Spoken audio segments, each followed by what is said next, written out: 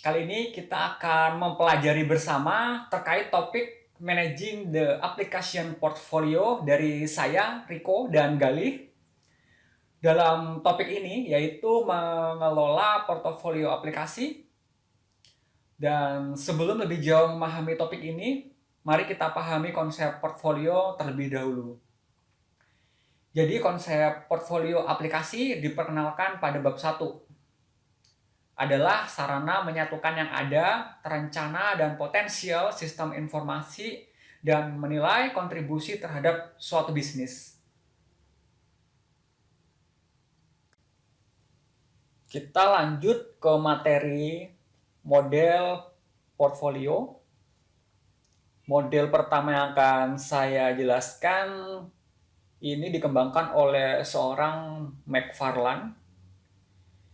Model portfolio diturunkan dari konsep matrix yang dikembangkan oleh McFarland. Seperti ini bentuknya. Ada kuadran kiri, kuadran kanan, atas bawah ya. Kuadran kiri atas ada strategic, selanjutnya ada high potential, selanjutnya ada key operation, dan terakhir support. Dan masing-masing ini memiliki karakteristik yang berbeda dengan mempertimbangkan kontribusi SI atau TI untuk suatu bisnis saat ini dan untuk suatu bisnis untuk di masa depan, ya, berdasarkan dampak terhadap industrinya. Nanti akan saya jelaskan di slide ke-8 atau ke-9 terkait apa itu strategic, aplikasi-aplikasi apa aja yang masuk ke high potential, support, dan key operasional. Kemudian model selanjutnya yaitu Sullivan Matrix. Seperti ini bentuknya. Jadi metrik Sullivan ini mempertimbangkan berbagai masalah manajemen SI, TI yang bergantung pada kombinasi infus dan difusi dalam suatu organisasi. Infus ini adalah tingkat penetrasi SI atau TI pada suatu perusahaan dalam hal kepentingan, dampak, atau signifikansi. Dan difusi adalah sejauh mana SI atau TI telah disebarluaskan atau tersebar di seluruh perusahaan. Seperti ini modelnya, ada opportunistic yang sifatnya adalah peluang, ada kompleks yang bersifatnya adalah kompleksitas, ada tradisional yang sifatnya adalah yang masih berupa support atau key operasional dari perusahaan yang ada saat ini, dan backbone. So, Sullivan mengidentifikasi kebutuhan akan hal baru, pendekatan perencanaan yang didorong oleh permintaan dan desentralisasi untuk meningkatkan manajemen kuadran strategis dan potensi tinggi. Kalau di Indonesia, selain formulasi dan perencanaan strategis yang lebih baik, dipahami diperlukan pendekatan untuk tulang punggung atau backbone sebagai operasional kunci kalau di McFarland tadi, dan sistem tradisional itu untuk kalau di McFarland itu berupa support yang nanti akan kita pelajari di slide yang ke-8 atau yang ke-9. Selanjutnya, teman-teman, kita mempelajari terkait composite matrix atau matriks gabungan. Metrik gabungan ini merupakan sebuah karya, sebuah grid metrik gabungan dari yang tadi telah saya sebutkan, ada McFarland Grid, ada Sullivan Matrix, dan ditambah dengan ITAA Matrix, ada Gulliver Matrix, dan Hartman and Vivonis Matrix. Nah, ketiga ini tidak dibahas secara spesifik di bab 7, tapi teman-teman bisa melihat ketiga yang saya sebutkan terakhir ini ada di bab 1 di halaman 42 sampai halaman 49 ya. Nanti dicari sendiri di bab 1 kan tidak dibahas secara spesifik di bab 7. Nah, untuk metrik komposit ini atau metrik gabungan ini mencoba untuk memformulasikan ide-ide kunci dari berbagai matriks itu ke 5 matriks di atas dalam hal masalah atau opsi untuk mengelola segmen portfolio. Namun sumbu utama dari matriks ini itu berasal dari karyanya si McFarland tadi yang sebagai patokan utama ya, karena penemuan utama metode grid atau metrik ini adalah si McFarland. Untuk sumbu horizontal mencoba untuk mencerminkan kemampuan organisasi untuk mengontrol sesuatu yang ada di industrinya, sedangkan sumbu vertikal mencerminkan ketidakpastian akibat kekuatan eksternal, bisa terjadi dampak eksternal SI atau IT-nya di masa depan. Nah, sebagai catatan, jika suatu saat teman-teman di perusahaan faktanya keragaman realitas tidak bisa dihindari, memang ada beberapa gap di dunia kampus dan di dunia industri perusahaan. Nah, jadi model-model seperti ini bisa dikembangkan lagi bersama tim R&D di industri tempat teman-teman bekerja masing-masing. Selanjutnya, kita mempelajari terkait hubungan sebab akibat yang umumnya didukung oleh pengamatan di banyak organisasi. Mungkin saja di suatu organisasi industri perusahaan itu berbeda. Coba kita mengambil contoh dari hubungan sebab akibat. Contoh satu, coba kita menelaah saat dampak SI atau TI meningkat, mungkin karena tekanan eksternal, tetapi TI tetap terpusat, baik operasional utama atau key operation yang disingkat dalam tabel ini atau grid matrix ini adalah KO ya, key operasional atau operasional utama, dan sistem pendukung atau support SU akan dikembangkan dan terus ditingkatkan ya ketika mereka mendapat tekanan eksternal. Tetapi penggunaan IT yang lebih inovatif atau strategik dalam arti singkatan di sini ST itu memang harus tetap ada, tapi tidak terlalu difokuskan karena pengetahuan yang terbatas dalam bisnis tentang apa yang mungkin ya. Pada saat ini salah satu contoh aja. Teman-teman bisa memperdalami dari data ini itu di halaman 304 terkait dari ketiga yang belum saya jelaskan. Selanjutnya kita mempelajari terkait mengklasifikasi aplikasi dalam suatu portfolio. Jadi jika kita melihat di tabel ini ya, ada pertanyaan A sampai G, itu harus atau diharuskan menjawab if the development ya dikali dengan sukses, apakah ada 9 pertanyaan ini. Coba kita amati satu persatu. Yang A, apakah aplikasi tersebut menghasilkan keuntungan kompetitif yang jelas untuk bisnis? Ini harus dijawab ya atau tidak. Seharusnya iya. Karena tidak mungkin tidak jika aplikasi itu sudah atau telah ada. Yang B, memungkinkan pencapaian tujuan bisnis atau faktor penentu keberhasilan. Kemudian yang C, apakah aplikasi itu ya mengatasi kerugian bisnis yang diketahui terkait dengan pesaing. Lalu yang D, apakah aplikasi yang dibangun itu ya menghindari resiko bisnis yang dapat diperkirakan menjadi masalah besar. Baru yang E, F, dan G. Nanti teman-teman bisa lihat di halaman 407 untuk menjawab pertanyaan ini dan hasilnya. Kemudian dari pertanyaan-pertanyaan ini itu bisa dianalisis terkait pemahaman dia akan masuk ke kuadrannya. Ini memakai McFarland ya, kuadran high potential, strategic, key operation, atau masuk ke dalam kuadran support. Kalau di contoh ini adalah contoh dari perusahaan manufacturing. Ya, itu ternyata yang poin A masuk ke strategik, B masuk ke strategik. Kenapa? Karena strategik itu adalah nanti akan saya jelaskan setelah slide ini kenapa dia masuk ke strategik dan apa pemahaman dari strategik ini. C, D sama-sama masuk ke operation, yang E masuk ke support ya. E masuk ke support, yang F dan G, F itu masuk ke key operation, dan support yang G masuk ke high potential. Oke, kita telah sampai di slide yang menjelaskan lebih dalam terkait McFarland Grid. 4 kuadrannya si McFarland. Yang pertama ada high potential. Nah, di kuadran ini merupakan klasifikasi portfolio aplikasi yang bersifat pengembangan ide bisnis baru atau inovasi dari suatu organisasi dan tujuannya untuk mencari pangsa pasar yang baru. Ya, misalkan ini. Dan atau menciptakan peluang untuk mendapatkan keuntungan di masa depan. Tetapi belum terbukti. Masih hanya plan ide bisnis baru atau inovasi baru. Kemudian ada strategic.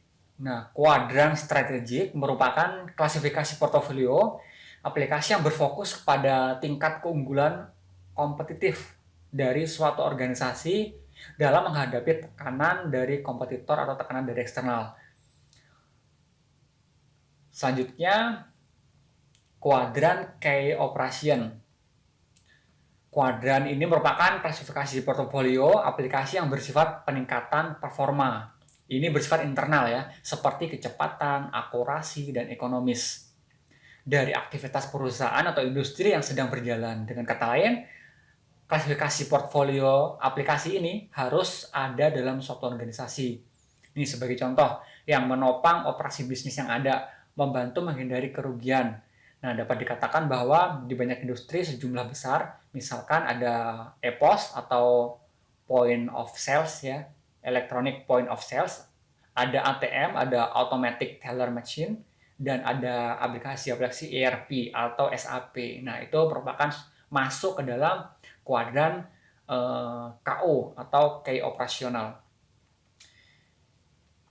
Yang terakhir ada kuadran support. Nah, kuadran ini merupakan klasifikasi portofolio aplikasi yang bersifat memperbaiki tingkat produktivitas atau efisiensi terhadap suatu bisnis spesifik dari organisasi. Sifatnya hanya support aja berupa dukungan. Jadi aplikasi pendukung yang meningkatkan efisiensi bisnis dan efektivitasnya. Dengan kata lain, berfungsi sebagai pendukung proses bisnis namun tidak berpengaruh kepada kelangsungan bisnis. Contoh support ini banyak kalau di perusahaan ya. Ada aplikasi HRD, ada aplikasi payroll penggajian, ada aplikasi absensi. Nah, itu kan tidak terlalu berpengaruh besar kepada kelangsungan bisnis, tapi mensupport internal dari bisnis itu sendiri.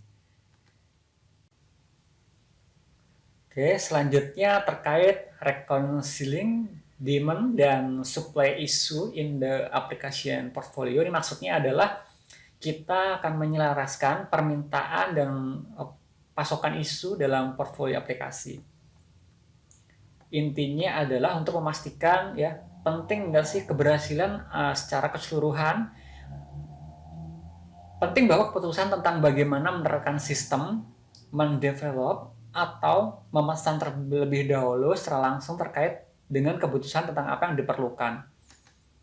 Kita langsung ke contoh.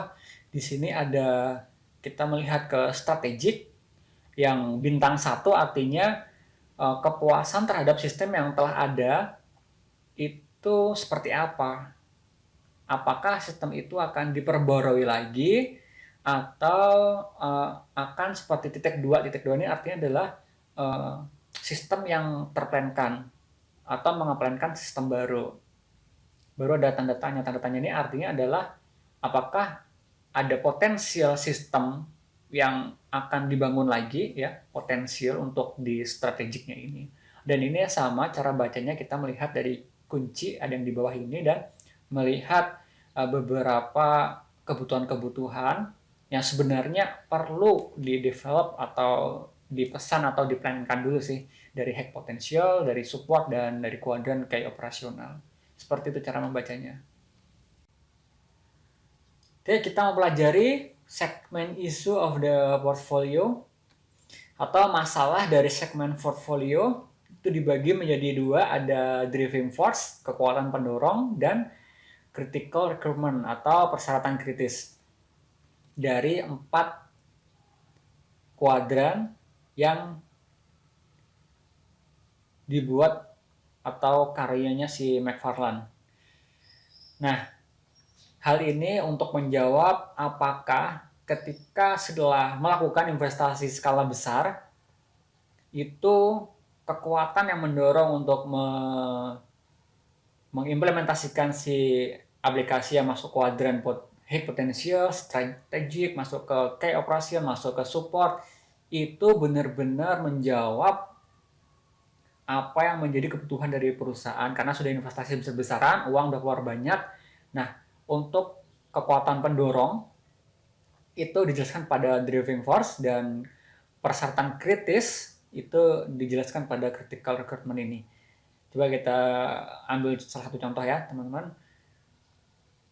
Nah, untuk key operasional ini kan tadi bersifat, telah saya jelaskan di sebelumnya, itu bersifat internal atau mendukung dari ketepatan, kecepatan, keefektifan dari internal perusahaan itu sendiri.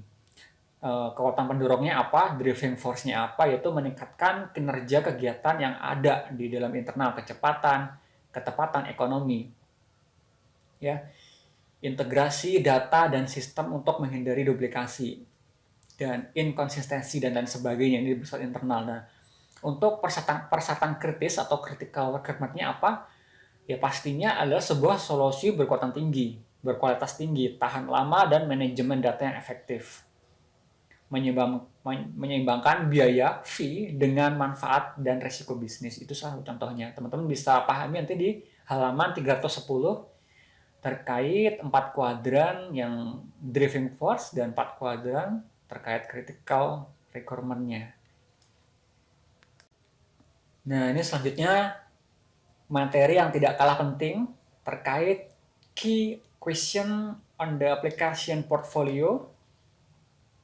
Dari 4 kuadran tadi, strategic, high potential, support, dan operasional, harus menjawab terkait why, what, and how.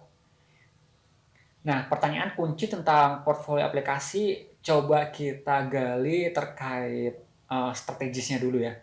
Nah, untuk menjawab what atau apa, jadi apa sistem harus lakukan untuk mendapatkan keuntungan, jadi ini harus terjawab dulu agar lebih memantapkan dalam merencanakan si aplikasi atau perangkat lunak strategis itu. Jadi ini harus terjawab ya, mengapa itu menjawab efisiensi, apa itu menjawab yang perlu ditingkatkan, dan how atau bagaimana itu adalah menjawab cara untuk melakukan yang berhasil, biaya, keefektifan penggunaan IT. What tadi adalah apa sistem harus lakukan untuk mendapatkan keuntungan, dalam hal ini adalah strategis. Yang mengapa, why itu adalah mengapa, apakah kita ingin melakukannya di istilah strategis. Baru yang how atau cara terbaik untuk melakukannya apa. Dan ini harus dijawab di dalam keempat kuadran ini. Dan harus terjawab ya. Kita lanjut ke aplikasi selanjutnya, ke materi selanjutnya, yaitu terkait relationship of application, portfolio, dan generic tadi ya. Oke, dalam hubungan portfolio, aplikasi, dan strategi IS generic,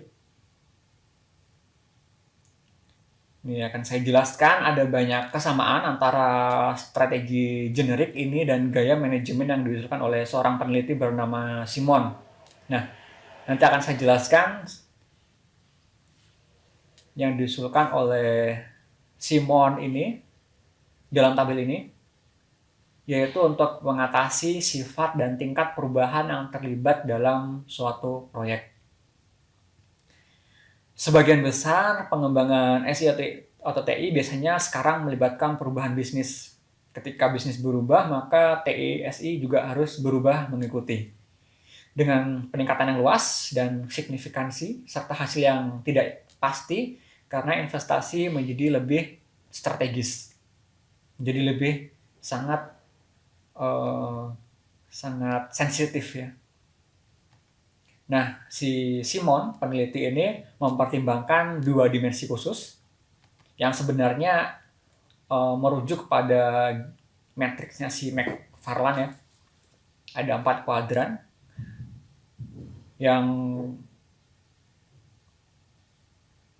mengkeimbangkan resep versus kebijaksanaan yang dimiliki tim proyek dalam menentukan apa yang harus dilakukan dan bagaimana, terhadap tingkat pengetahuan eksplisit dalam organisasi tentang cara mencapai kesuksesan. Nah, ini menghasilkan 4 gaya manajemen seperti yang ada di tabel atau matriks ini. Coba kita akan memahami satu-satu ya. Tadi dalam konsep strategi manajemen aplikasi generik itu ada centrally planned, ada leading edge, ada free market, ada scarce resource, ada monopoly. Yang peneliti Simon ini petakan terhadap 4 kuadran milik McFarland. Nah, secara total strategi mengatasi berbagai masalah IS sebenarnya.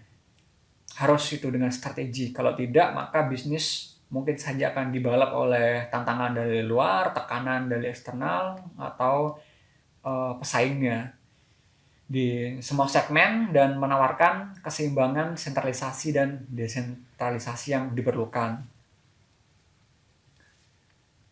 Ada beberapa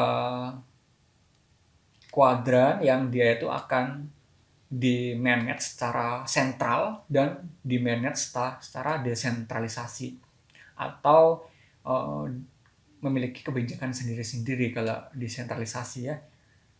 Misalkan kayak tadi, organisasi terendah seperti IT spesialis memiliki kebijakan tersendiri untuk mengembangkan, mengeksplorasi aplikasi dan teknologi yang diperlukan untuk menahan laju free market atau tantangan dari luar dan memonopolistik itu sendiri. Kalau sentralisasi ini adalah yang dipegang penuh sebagai otoritas si CEO atau GM, General Manager suatu perusahaan. Dalam hal ini, centrally planned atau perencanaan yang terpusat adalah strategi manajemen permintaan. Di sini ada panah demand ya, manajemen permintaan lebih ke demand.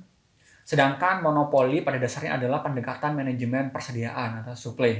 Keduanya jelas berarti sentralisasi kontrol pusat yang dikontrol oleh seorang CEO, GM, manajer senior, manajer lini. Untuk free market atau pasar bebas dan leading edge, ya keunggulan terdepan adalah pendekatan manajemen permintaan atau demand, membiarkan pengguna memutuskan atau memulai permintaan teknologi baru. Dalam hal ini pengguna ini bisa jadi para pekerja-pekerja atau sesuai keputusan manajemen perusahaan atau masyarakat luas ya, misalkan aplikasi-aplikasi kayak e-commerce atau aplikasi ojek online. Nah, untuk pasar bebas juga dapat digunakan untuk menentukan persediaan dan jelas terdesentralisasi. Dan keunggulan terdepan atau leading edge tergantung terutama pada pasokan teknologi eksternal yang dia itu menahan laju dari tantangan-tantangan eksternal atau menghadapi tantangan-tantangan tekanan dari eksternal. Nah, untuk sumber daya terbatas atau scarce resource adalah strategi manajemen persediaan atau supply dan didesentralisasi dalam hal itu. Begitu aturan pembenaran ditetapkan, kemampuan setiap fungsi pengguna untuk memenuhinya akan menentukan apa yang dilakukan. Jelas, sebuah organisasi dengan portfolio komprehensif, biasanya perusahaan yang sangat atau sudah besar akan menggunakan sebagian besar strategi secara bersamaan. Seperti ini pemahaman dari relationship atau hubungan aplikasi, portfolio aplikasi dengan IS generic strategi tadi ya. Oke, saya akan coba menjelaskan mengenai penerapan manajemen portofolio pada portofolio aplikasi. Dalam buku ini dijelaskan bahwa menggunakan produk portofolio untuk memetakan aplikasi atau membuat portofolio aplikasi. Kenapa kita harus menggunakan di sini kenapa kita menjelaskan mengenai produk portofolio? Karena produk dan aplikasi memiliki beberapa kesamaan yang penting. Yang pertama dijelaskan bahwa aplikasi maupun produk memiliki siklus hidup yang terus bergerak dengan berjalannya waktu. Kedua hal ini, aplikasi dan produk sama-sama memiliki risiko ketika kita melakukan investasi ke depannya. Sehingga bisa dibilang aplikasi dan produk memiliki kesamaan. Yang kedua adalah bahwa aplikasi dan produk membutuhkan biaya untuk melakukan investasi. Kita ambil contoh, ketika kita melakukan investasi pada sebuah produk, maka keuntungan yang didapatkan dari produk itu bisa digunakan untuk produk yang masa depan, produk yang akan datang. Kalau kita bicara aplikasi, manfaat yang diperoleh dari investasi aplikasi hari ini maka bisa digunakan untuk pengembangan dari aplikasi yang baru. Lalu yang ketiga adalah bahwa aplikasi dan produk sama-sama membutuhkan pemeliharaan dan butuh sumber daya untuk merawatnya dan sebagainya, sehingga kebutuhan bisnis tetap akan terpenuhi. Dan yang paling penting, the main reasons that product portfolio model can be used as application portfolio is that it reflect a competitive business environment. Di sini perlu saya garis bawain bahwa kenapa kok kita menggunakan product portfolio model sebagai model untuk aplikasi portfolio adalah karena dia sama-sama merepresentasikan sebagai lingkungan kompetisi bisnis. Di sini kita lanjut mengenai sistem portfolio matrix atau business portfolio matrix. Kalau kita bicara mengenai sistem portfolio matrix, maka kita sebut sebagai strategics, high potentials, key operationals, dan supports. Kalau kita bicara mengenai business portfolio, maka disebut sebagai stars, wildcats, cash cow, dan dogs. Sini kita bahas satu persatu. Yang pertama mengenai high potentials atau wildcat. Kenapa kok disebut semuanya wildcats? Karena tingkat ketidakpastian untuk keberhasilannya tidak jelas, sehingga banyak risiko yang terlibat dalam sini, sehingga kebanyakan gagal. Ketika kita bicara high potensial, maka ada 3 pendekatan yang perlu dilakukan. Bahwa yang pertama, high potential adalah proses R&D, adanya proses R&D, research and development. Maka aplikasi yang dikembangkan harus sesuai dengan jalannya organisasi, sehingga perlu dikembangkan sebuah aplikasi yang memberikan manfaat kepada penggunanya, bukan bagaimana aplikasi itu atau teknologi itu melakukan apa. Kebanyakan dari evaluasi yang dilakukan karena terlalu fokus terkait dengan bagaimana integrasi yang dilakukan. Maka untuk awal hanya diperlukan minimal integrasi, sehingga integrasi ini dilakukan secara terus-menerus karena ini adalah proses R&D, research and development. Mau nggak mau ya sambil berjalan kita sambil melakukan integrasi, sambil melakukan penelitian dan pengembangan, maka dilakukan integrasi bagian per bagian. Yang nggak kalah penting di sini di high potential, kita harus melakukan namanya cash control.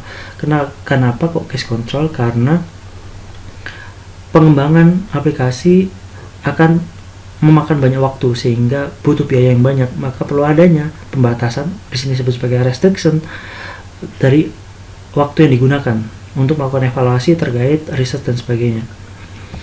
Yang kedua ada yang namanya strategic stars.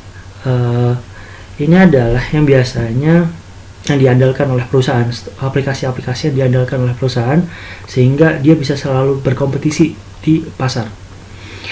Maka perlu adanya continuous inovasi yang berkelanjutan, karena mau nggak mau ketika perusahaan B sudah melakukan pengembangan aplikasi secara B+, maka ketika perusahaan A baru sampai B aja, belum sampai B+, maka perlu adanya pengembangan dari perusahaan A. Makanya mau nggak mau ketika kompetisi semakin ketat, inovasi juga harus semakin tinggi. Dan yang paling penting adalah aplikasi yang digunakan harus memberikan value added, sehingga dengan berjalannya waktu dia selalu bisa memberikan value added untuk perusahaan. Lalu ada yang namanya key operational atau disebut sebagai cash cow. Cash cow di sini dia berperan sebagai defensive inovasi. Dia melakukan pengembangan ulang untuk mengurangi risiko terhadap melalui pengurangan kemampuan dari kompetisinya, sehingga dia melakukan defensif. Lalu ada high quality. Key operational system are expected to have an extended life over which they make a significant business kontribusi. Mau nggak mau dia harus bisa memberikan kontribusi bisnis yang cukup tinggi sehingga bisnis tetap bisa berjalan karena di sini sebagai high quality. Lalu ada pemanfaatan atau penggunaan sumber daya yang efektif, melakukan sharing results atau mengurangi biaya dari ahli seperti itu. Lalu yang terakhir ada sebagai support. Untuk support sendiri dia disebut sebagai de-invest atau pendekatannya melalui de-invest atau rationals. Dia mengurangi komitmen dari organisasi bahwa sistem ini bisa didapatkan melalui banyak cara, mungkin melalui pembelian software package atau melalui outsource dari kegiatan operasi dan supportnya. Lalu ada sistem quality dan efficient. System should not be enhanced unless there is a very demonstrable economic case. Ketika tidak terjadinya perubahan kasus ekonomi yang cukup gede, maka ya nggak perlu dipakai sistemnya atau aplikasinya seperti itu. Oke, yang berikutnya mengenai style dari manajemen. Ketika kita bicara mengenai strategik, maka dia bisa disebut sebagai orang yang developer. Dia akan melihat bagaimana organisasi itu, tujuan organisasi itu, sehingga dia akan mencari dan mengembangkan bagaimana caranya supaya tujuan itu terpenuhi. Dan ketika kita bicara mengenai risk rekomendasinya, maka dia akan coba bagaimana dia bisa mengantisipasi risiko itu. Maka biasanya disebut sebagai central planner. Lalu ketika kita bicara mengenai high potential, maka dia sebagai entrepreneur, karena dia lebih ke arah orang yang suka mencapai tujuannya sendiri. Dia akan secepat mungkin untuk mendapatkan apa yang dia inginkan, hingga dia bisa mengambil risiko-risiko yang ada, atau kita sebut sebagai free marketer. Lalu untuk yang disebut key operasional, maka dia sebagai controller. Ketika sebagai controller, maka dia lebih ke arah bagaimana sih solusi yang ada itu memiliki kualitas, dan bagaimana caranya dia bisa mengurangi risiko-risiko yang muncul dari aplikasi itu, maka disebut sebagai monopolis. Lalu yang terakhir disebut sebagai caretaker atau support. Dia adalah bagaimana solusi yang dihasilkan itu tuh lebih ke arah efisien dan sebagainya, dan dia menghindari risiko yang muncul dari aplikasi itu sendiri. Makanya dia sebagai scarce resources. Berikutnya adalah manajemen portfolio di multi bisnis dan di unit organisasi. Yang pertama, kita mulai dari yang paling bawah mengenai constraint. Di sini aplikasi yang dimaksudkan ketika konsep adalah dia membatasi mengenai aplikasi apa saja yang bisa digunakan, atau di sini sebutnya sebagai standardizing on technologies and resources used. Bagaimana kita bisa menyamaratakan mengenai aplikasi yang digunakan, maka diberikan batasan-batasan di setiap unitnya. Lalu di sini ada namanya disebut sebagai control, sehingga mengurangi keragaman yang tidak perlu dari waktu ke waktu untuk memungkinkan pengurangan biaya melalui penggunaan sumber daya yang efektif, dan untuk mengembangkan dan mempertahankan keahlian dalam operasi dalam penggunaan aplikasi. Lalu yang berikutnya ada di sini disebut sebagai capitalize. Evaluate how advantages gained in one sub business unit can be obtained in others. Bagaimana memanfaatkan aplikasi strategis memerlukan perencanaan pusat, sehingga di seluruh unit untuk menentukan apakah dan bagaimana aplikasi ini bisa memberikan manfaat untuk ke semua unit yang ada. Maka diperlukan kita disebut sebagai kapitalis. Dia harus direncanakan baik, dan sehingga manfaat dari aplikasi itu bisa didapatkan dari setiap unit di organisasi. Yang berikutnya adalah mengenai communicate. High potential adalah aplikasi yang kita masukkan ke dalam habitus adalah hasil dari research and development, atau mengenai dari penelitian dan pengembangan, sehingga perlu adanya sharing ide, perlu adanya sharing knowledge ketika kita melakukan evaluasi terhadap prototipe yang ada, sehingga disebut sebagai communicate. Oke, itu yang bisa kami presentasikan. Bila ada pertanyaan, silahkan tulis komen di kolom bawah. Terima kasih.